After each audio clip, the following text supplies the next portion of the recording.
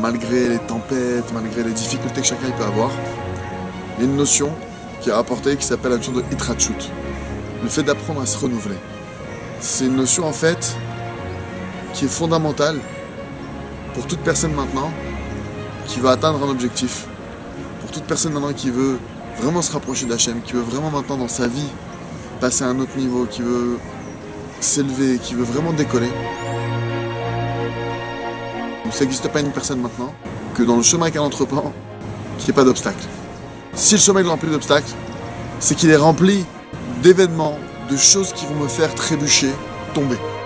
Mais quand une personne maintenant, le parcours il est long et qu'il y a beaucoup d'obstacles, si elle n'a pas maintenant une clé, si elle n'a pas maintenant une programmation mentale, on va dire, pour se relever, alors il y a de très fortes chances qu'elle abandonne. C'est qu'à chaque chute que j'ai un apprentissage qui m'attend. Pourquoi je ne me relève pas? Pourquoi je mets du temps à me relever? Parce que je m'abats sur moi, parce que j'ai le poids de l'erreur, j'ai la culpabilité qui vient se mêler à cela.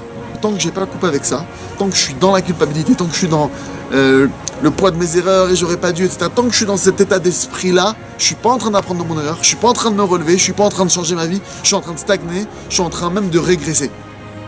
Parce que ce temps-là, à vivre cette négativité, ça m'ankylose, ça m'alourdit. Et le temps, il n'y a pas de plus grande perte que le temps sur cette terre.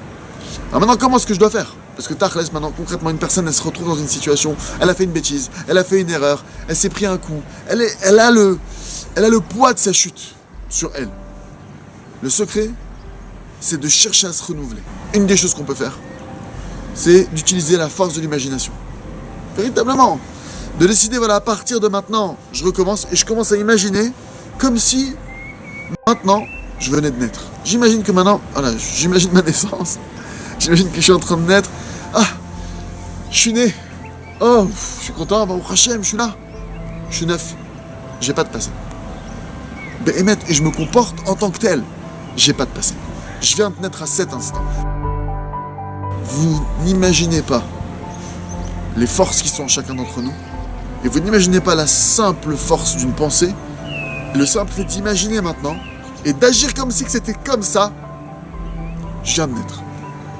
Je viens de naître. Un exercice aussi que j'aime éclairer comme ça, que prenez 2 feuilles, où elle écrit maintenant toutes les choses qui lui pèsent, toutes les choses qu'elle pense, qui l'alourdissent, etc. Elle écrit ça. Il y a une autre feuille à côté, c'est le Michael qui vient de naître. Maintenant, tout de suite. Sur cette feuille-là, j'écris, par exemple, je me promets d'honorer, de célébrer la vie qu'Hachem me donne de toutes mes forces et d'avancer de toutes mes forces. Et cette feuille maintenant, qui me pèse, je la prends, je la brise, elle disparaît. C'est symbolique comme action, mais ça a un impact, le fait de faire ça. Si je fais pas une coupure avec le problème, j'arrive plus à avancer. Et c'est évident que le Créateur sait pas ce qu'il veut, et que c'est évident qu'il faut maintenant à ce moment-là tout faire pour qu'il y ait une coupure. J'utilise cet outil-là. Il dit Rabbi Nachman dans un conseil, par exemple, quelqu'un qui est triste, il lui dit tape des mains et danse. Ah, tu danses, tu te mets comme ça, tu te mets à sauter, et automatiquement, tu peux pas faire autrement que quand tu fais cette chose-là, tu te mets à taper des mains, tu te mets à sautiller, ça paraît bête, t'as envie de rigoler. Pourquoi? Parce que maintenant, ton état extérieur, il vient influer sur l'intérieur. Quand normalement, effectivement, je dois être fort intérieurement pour que dans l'extérieur, ça ressorte et ça rejaillisse.